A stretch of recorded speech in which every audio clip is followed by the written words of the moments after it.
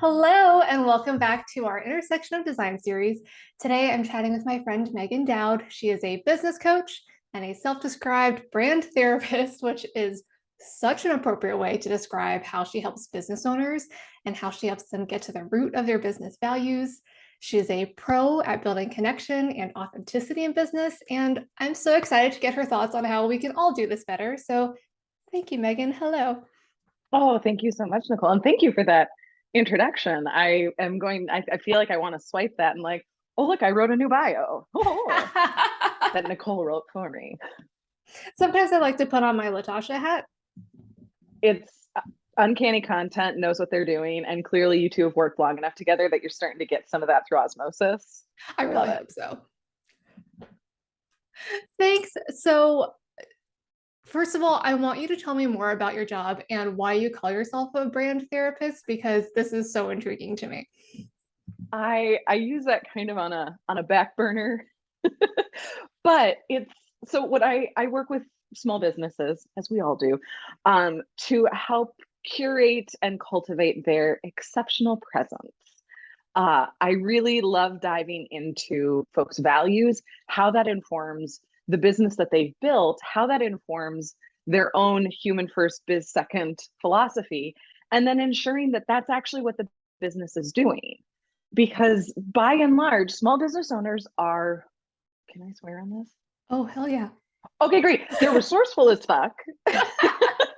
They are skilled, talented. Like there's no shortage of, I'll figure out how to do the thing I need to do. Where that can get so messy is one, caught up in all of the therapy problems that are business problems, but not business problems, and like where that messy line is. Yes. So part of what the work that I do is teasing apart, like, okay, those are actually business problems. That is a therapy problem masquerading as a business problem because we can take control of business problems. We can solve business problems. And so we tend to try to make our therapy problems business problems because then they're easier, heavy air quotes, easier to handle. When in reality, we're mixing up everything in an effort to try to take control. So part of my work is teasing those apart and being like, that's not actually something your business can solve. Love you. Not a therapist, not a licensed counselor, can't touch that. Yes. But we need to recognize that that's actually, it's not about the business. Yes. And hold space for that. You have done that for me before, and it was so helpful because so much of business feels incredibly personal. So Yeah. it's impossible sometimes to draw the line for yourself. So just having someone to go to and say, what the fuck? I feel like everything is wrong. Is it me or is it the world or what is it? And for you to just say, listen, do your thing. You've got it under control. You can leave the rest of the stuff in your personal life. The world's not actually blowing up the way that you think it is. It was so reassuring. Oh, I'm so glad.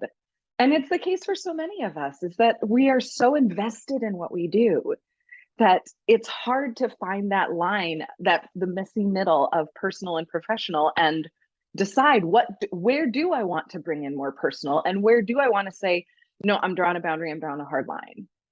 And that's something that, look at this segue, that values help us do when we understand our values, when we are using our values to lead our business decisions and are at the center of our business decisions, we can better define that messy middle. Okay, I really like that distinction because as an Enneagram 5, I have lots of emotions, but I do not like to talk about them.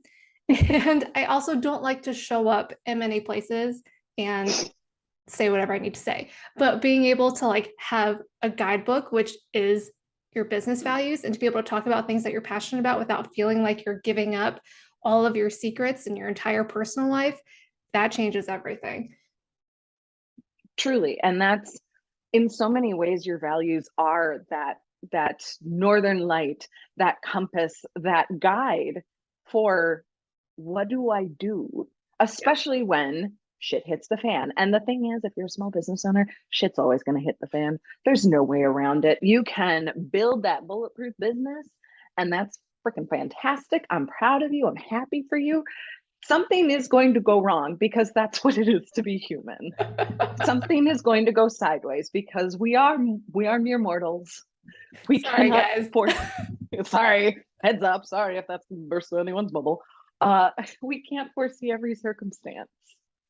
And so the more that we, and it's really funny because in that sense, the more you lead with values, the more bulletproof your business then is, not because you're never changing, but because you are building in the flexibility and building in, okay, well, this product line just tanked. There's no way around it. We've launched it 4 times. We've tried all the marketing strategies. It's just not going to go. Yep. If you're leading with your values, you're going to figure it out real easy. It will be easy, but it will be a difficult process because there are some things that are easy but difficult, Yes. and complicated but simple. Requires the work, but you know exactly what you're supposed to do. Yeah. Yeah. Okay. You bring up a good point, which I really want to come back to. But before we do that, let's like take it back to the foundation and just define what values even are. Because I think that the way you define it, I think is way more helpful than what people normally think of, which is just like this really kind of high-minded view of what their person should be. And I think that it's a lot more accessible the way you describe it. Thank you. Now I'll have to try to remember how I've described it so many times. Values are how you make decisions. Values are the the culmination of your experiences, your strengths, your skills, how you operate as a human, distilled into language that resonates not just with your brain, but with your heart and your gut. It is language that you can feel throughout your body that just makes you feel really good because values are internal. Like initial values work that I do is internal language. It is not the language that you're going to put out for everyone to see. It doesn't matter what the connotations of a word are. It doesn't matter what everyone else thinks about that word. If that word resonates with you, that's your value. And we can massage the external language. That's the easy, again, like that's the easy part. And so many folks tend to start with the external language because we know that values-based businesses have always been the rage. We love putting our money toward a company that agrees with things that we agree with and does things in the world in ways that we really support. Yep. And especially since 2020 and the revitalization of BLM, folks are like, oh, I got to get my money where it matters, which is fantastic, especially as we all attempt to operate in this late stage capitalist system while trying to dismantle it. It's messy, it's difficult, it's hard. And as consumers, we're getting pickier and pickier about if I'm going to spend the money, I want it to matter. I want it to mean something. And having values, it's how you do that. And you start with the internal language. The second you start with external language, one, you're pandering to your audience, which I'm willing to bet no one here wants to do. And 2, you're not actually you're probably adjacent to what you value.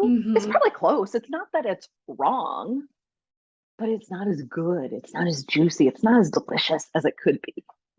Yes, that is a great point because like you said earlier, when it resonates within you and when it feels good and juicy, it's so much easier to make those decisions from values because it's just like vibrating in your body already. And I hate using the word vibrate because it feels a little questionable to, you know.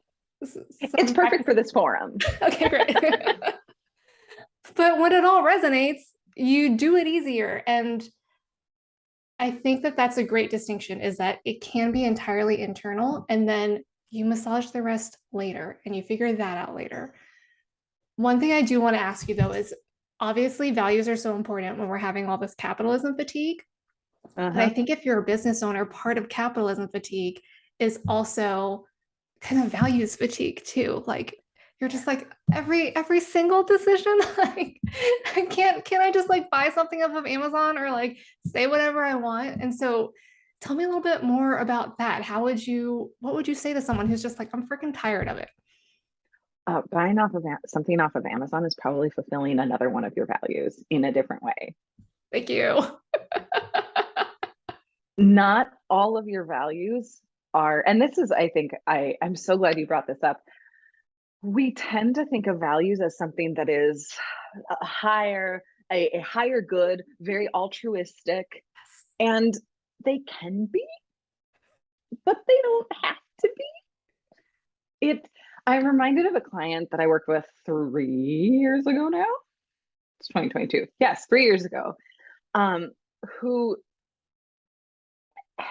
was at a point where they were like, I love my business, but I hate my business. And do I want to burn it down? But I don't want to burn it down. But maybe I want to burn it down. And we had been friends for a while. And so they'd circled around like, do I want to work with you? And I was like, I'm always here. You know what I do. Let me know. And they were like, fine. And as we started digging into their values, one of their values is ambition. And or rather, one of the words that kept coming to mind, the more we talked, the more we were going through all of the exercises that I have folks do, our coaching sessions, I said, I really, pardon me if I'm speaking out of turn, but I really get the feeling that one of your values is ambition. How does that word feel to you? And they were like, I love it, but it's like, it's really yucky. No one wants to hear that you value ambition. I was like, no one gives a fuck. This is your internal language. And so that then informed all of these other things, and they ended up both changing everything but not changing anything within their business, which is my favorite thing to do. And it really came full circle with this, like, your values do not have to be these big altruistic words like I value love, I value family, I value truth. I'm getting some I mean, Moulin Rouge flashbacks here. I was just gonna say, like, it's not the Moulin Rouge trifecta. It's okay. And frankly, that's part of where, like, we get again into the messy middle of like, it's okay to value what you value. That, like, we all, for the world to exist, we all need a diverse set of values. Everyone being different contributes, and we all should revel in our uniqueness. And also, it's balancing. It's in many ways, since I work with so many folks from the States, it's balancing American individualism with with liberatory practices, with with your true personality. It's messy, it's difficult. I'm not saying I know all the answers. I'm saying I can help you identify all the moving parts, because there are too many. Yes. So to, like, come back to your point, ordering from Amazon is probably honoring one of your values. Thank you for saying that. And thank you for making that distinction, because I almost want us to have a new word for values, because it's just so gross feeling now, but it can be so many different things. And it can be something that, like we said before, it resonates with you, but it doesn't have to resonate with you on like your soul is ascending to nirvana kind of way. It can resonate in a this just feels good, or it feels fun, or it feels right for me kind of way. Values aren't here to help you be your best self. They're here to, like, they guide you to be your favorite self. The Ooh, self that you just feel good in. And I'll be honest, I'm not my, and that we could get into the language of like, well, maybe your best is your favorite. What does best mean? And how are those words charged from external forces and cultural forces? But like, in a dream world, I'm not having takeout every night. In reality, my favorite self, I love me some Delivery Panda Express. Hell yeah. It's trashy, it's trashy Chinese food, and sometimes that's all I want. And in that sense, that perfectly feeds my value of delight. Yes. Am I proud of loving it? I don't know. Like, there's neither pride nor shame. It just is. I'm gonna call it like I see it. It's not good Chinese food, but it's delicious and it's what I want sometimes. And that's feeding my value of delight. I take delight in my trash food. I take delight in my trash TV. We all know I love trash TV. Oh, yes. I love trash TV. I love trash movies. I love the brain candy of like, I can just turn my brain off and I can just laugh at how bad this is put together. And that's feeding that value of delight. Is it altruistic? Hell no. I don't think any of us are going to say that Bravo's Real Housewives are altruistic.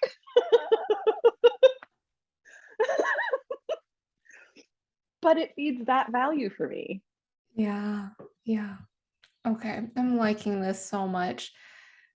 And I like that you said it's your favorite self, not your best self, not what other people say that you should be. Mm-hmm. Okay. It's So, it's hard to get in touch with that because I don't know about you, I feel a lot of pressure from externally to like, especially when you have a personal brand, a personal business, to like put on that best self. yes. It's part of why I've made one of my content pillars talking about mental health and talking about depression and sharing photos when I'm like, I can't get out of bed. Don't worry, clients, your work will still get done. But it's, for me, it's a tool to really keep myself from creating too glossy of a veneer of like who the person behind the brand is, Yes. because one of my values is candor, that honesty, openness, frankness of communication. And I also know that as the perfectionist, as the formerly gifted child that I am, I really want to do it right. I want to do it right the first time, and I need everyone to like me. Don't we all? Yes. Little bit, little bit. Okay. On that note, how do you determine, like, how does a customer pick up on those values and how do you determine how you show them? Well, you can use your values to figure out how to describe your values. So you're a little meta.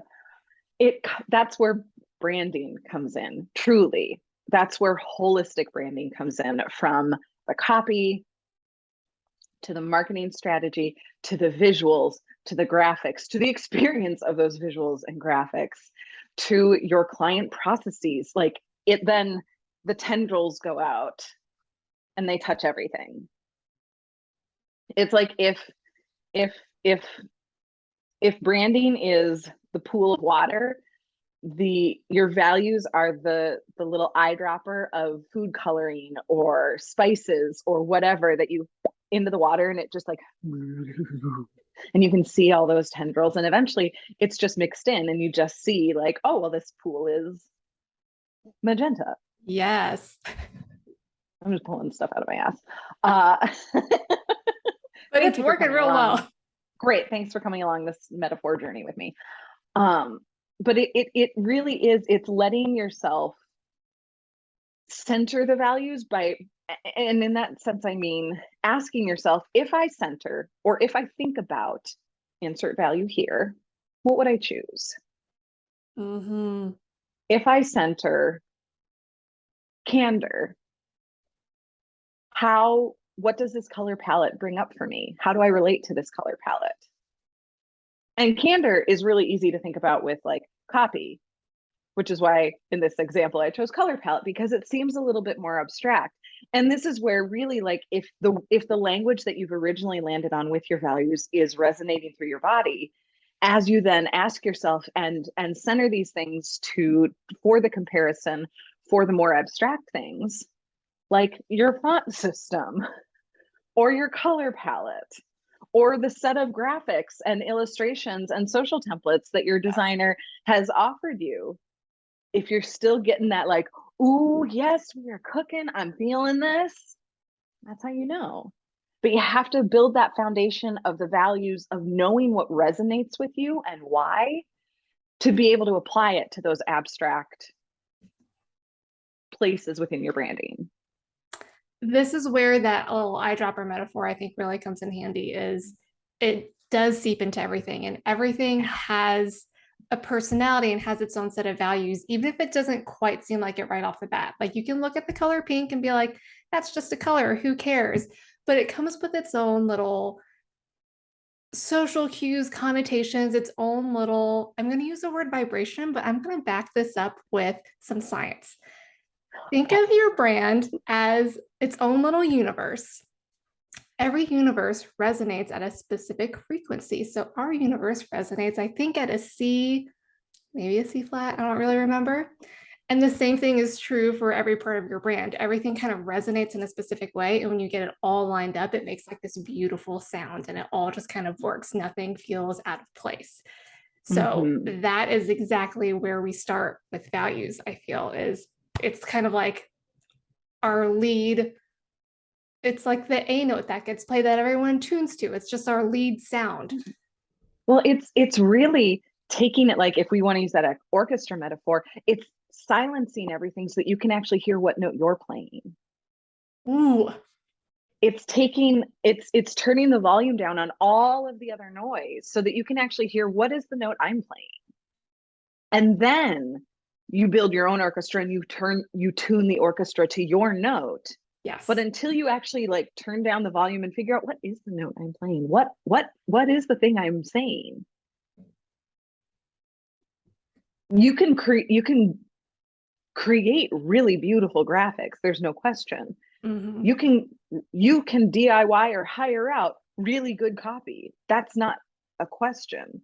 The question of like, can I do this well for my business?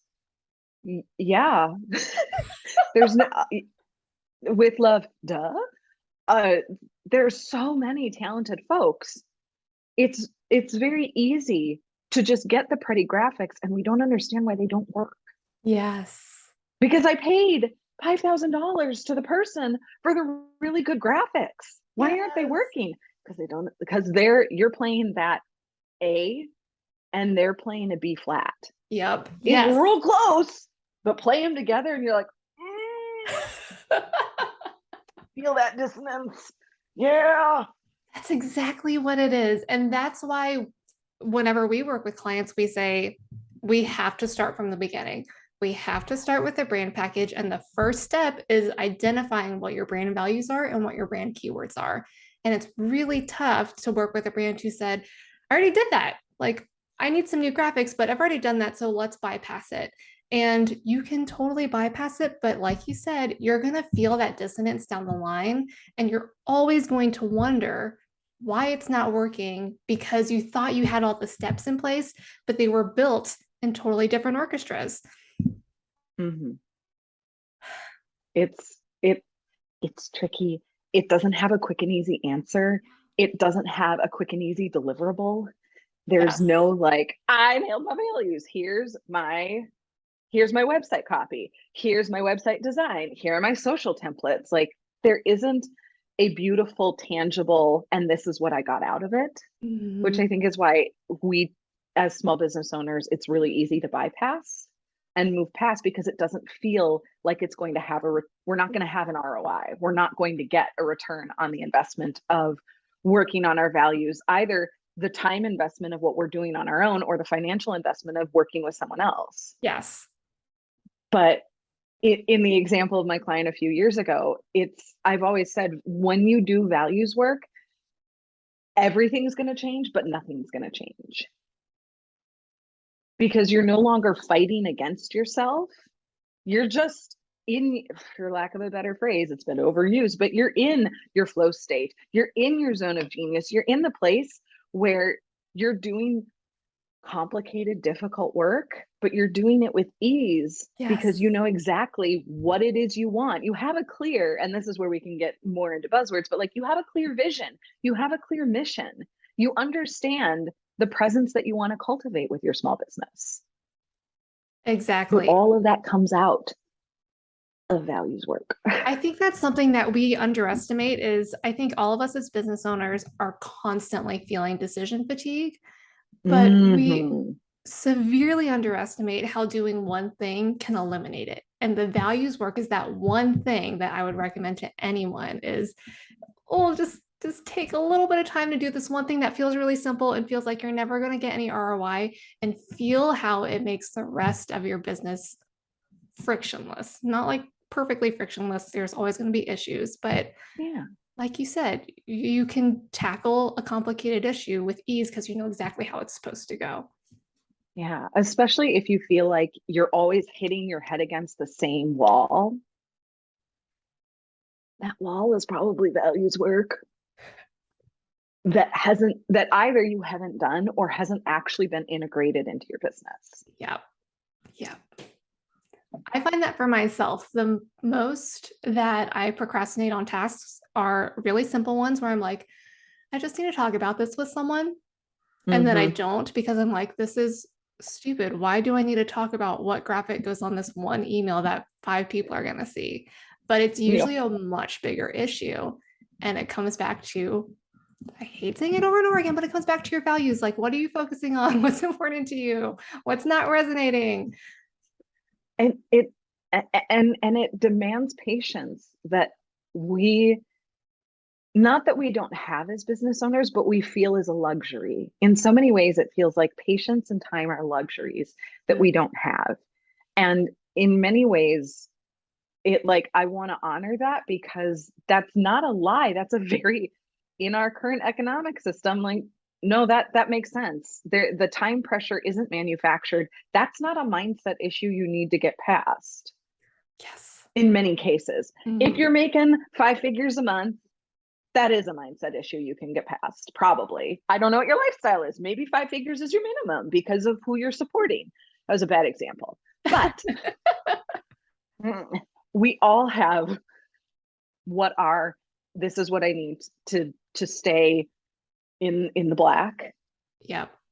And there's no way around that. There's no amount of mindset coaching.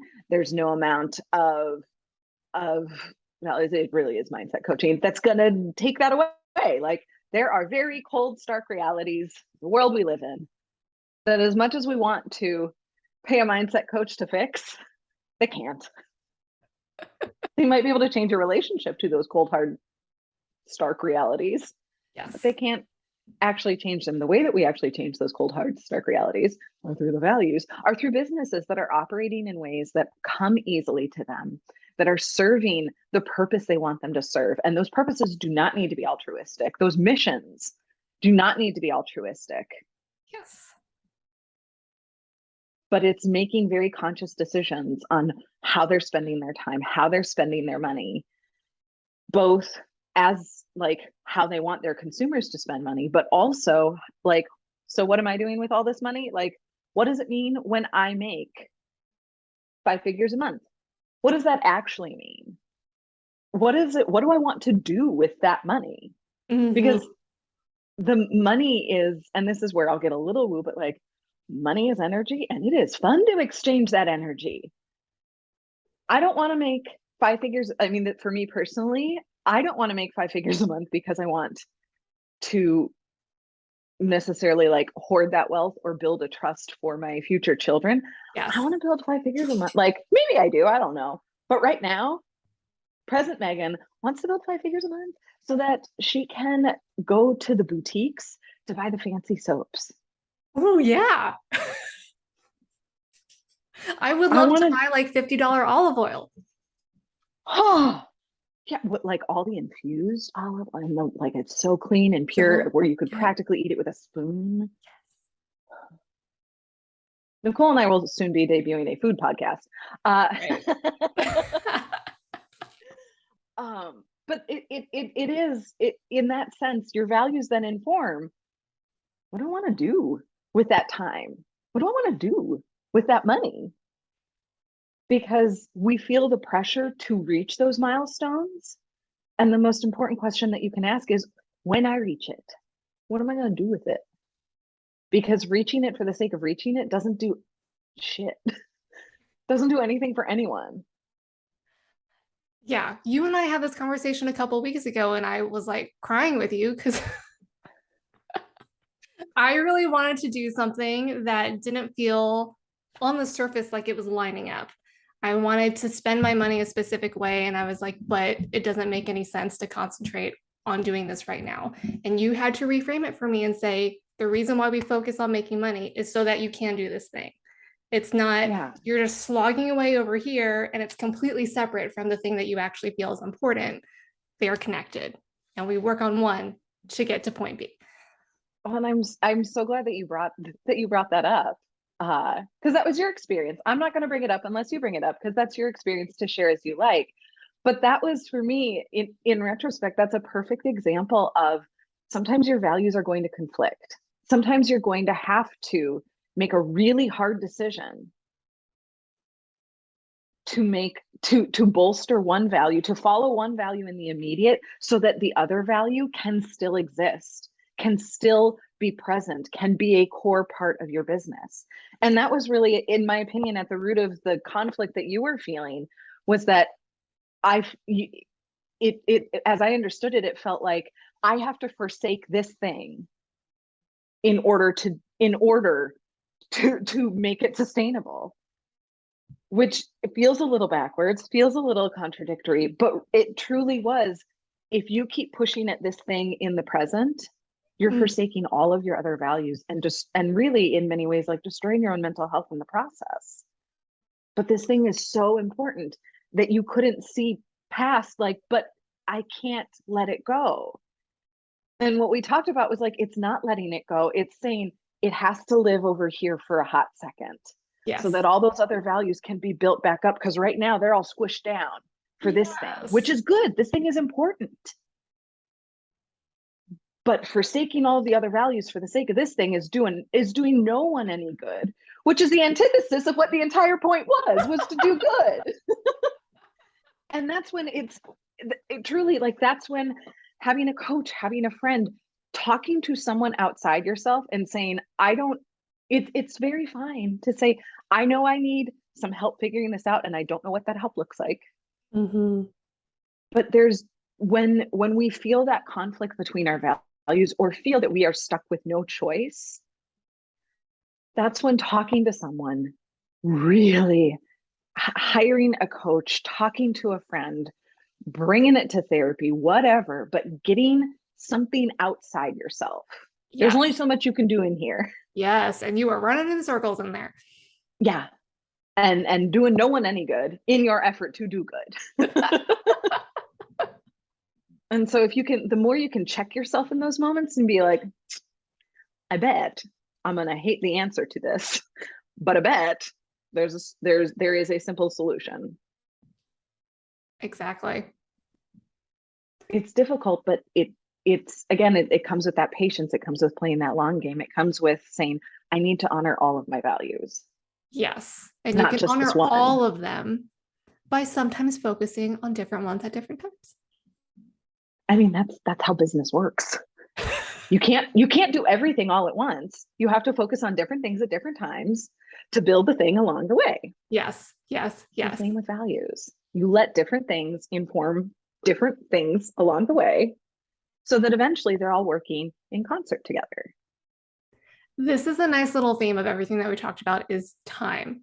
Like it takes time it takes a little bit of time to figure out your values, but it takes time to let it marinate and disseminate into your brand and for it to run its cycles and to go through those seasons where sometimes one takes precedence over another. And I think, especially for me over this past season, when I've been crying to you, is it feels really hard when you haven't had a lot of seasons under your belt to let go of one, but to know that your values resonate for a reason. You're not going to forget about them. And over time, it's all going to come back and it's all going to equalize. Yeah. Well, and I love that you said you're not going to forget about them, because if you're afraid of letting go of something because you're going to forget it, that's a really great place to interrogate. Why do I think I'm going to forget it? Is it because I like the idea of this thing, but it actually doesn't fit? Is it because it's something that I know needs to be done in the world and I can't admit that I'm not the person to do it? Ooh, yeah. As small business owners, we tend to have an excess of ideas. And one of the most difficult things we can do for ourselves is actually evaluate, is this a good idea for me to execute? Or is this just a really good idea that I need someone to do? And that's hard. Yeah. It's really hard. Because I don't know about you, like, I want to do all the things and I want to change the world in all of my big ways and my small ways. And I just want things to be better. And it's hard to admit, like, well, you are severely limited, Megan. I am wildly talented and skilled in so many ways. And I am also severely limited in so many ways. And that's just the reality of it. Exactly. And that's okay. It's by design.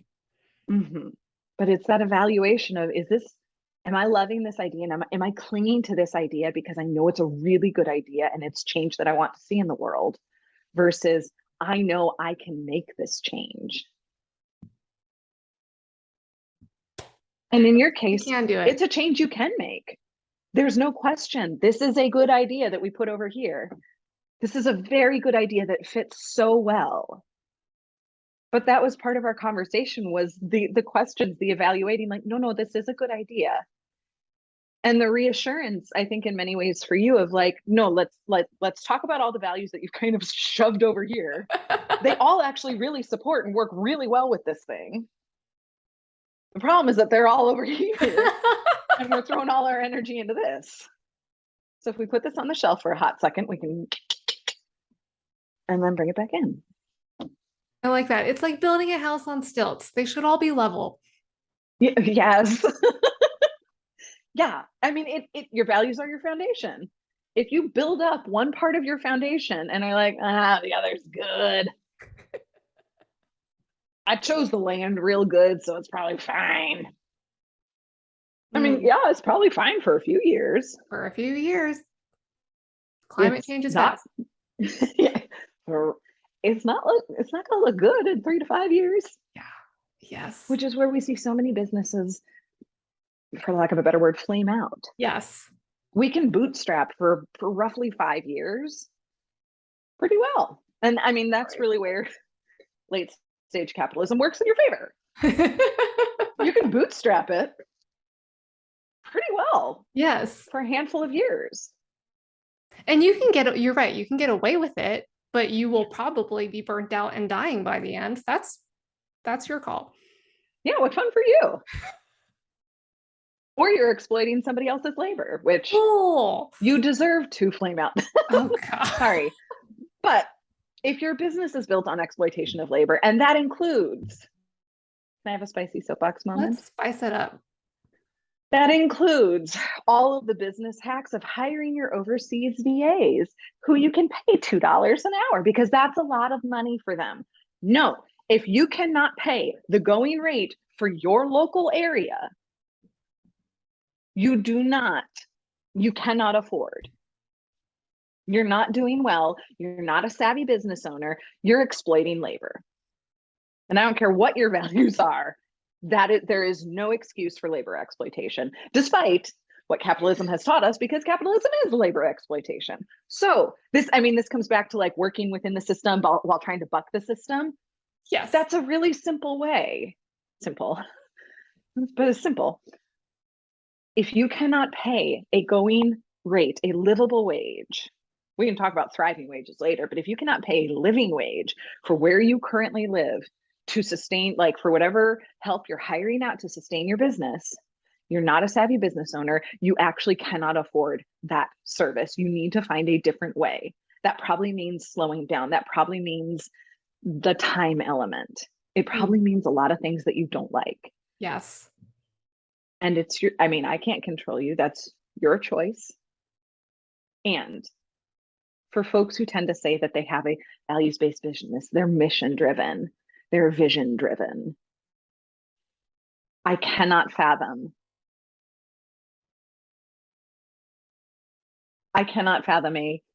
a business that refers to themselves as ethical that relies on labor exploitation. Thank you for that spicy soapbox. Thank you very much. Get off it.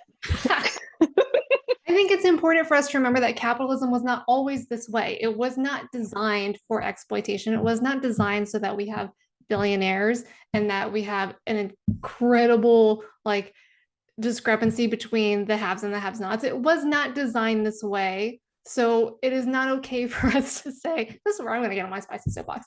It's not okay for us to say, this is what the system is intended to do and it's all going to shake out.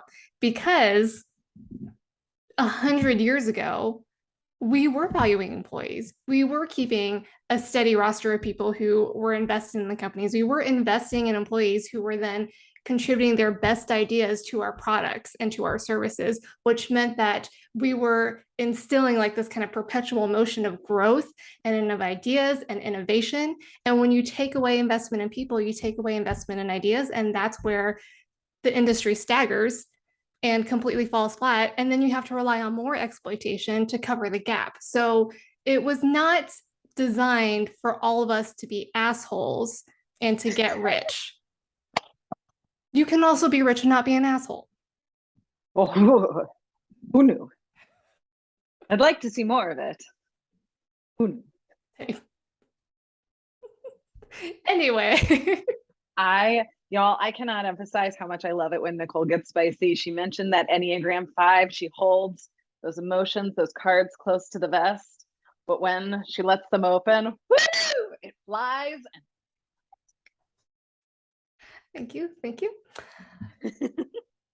Megan, is there anything else that you feel like business owners should know about building their businesses?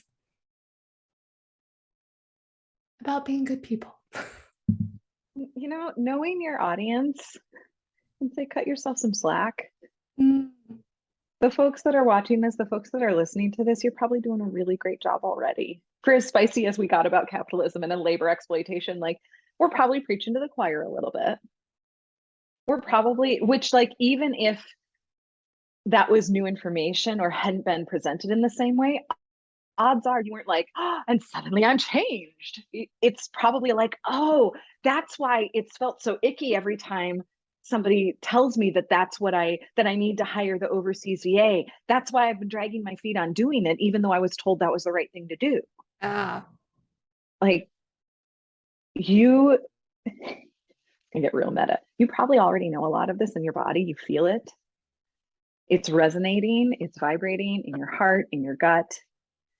And it's letting, in many ways, letting your brain get out of the way so that for as much as you say that you have a heart-led business, it's actually doing that. Yes. You're probably working really hard at it. Cut yourself some slack. You're doing a great job. Thank you, Megan. It's true. Yeah, we definitely all needed to hear that. It's really hard to exist right now. Yes. There's no way around it. It is so hard just to exist right now. Cut yourself some slack. You're doing a great job. Yeah, you're doing a great job. Thank you.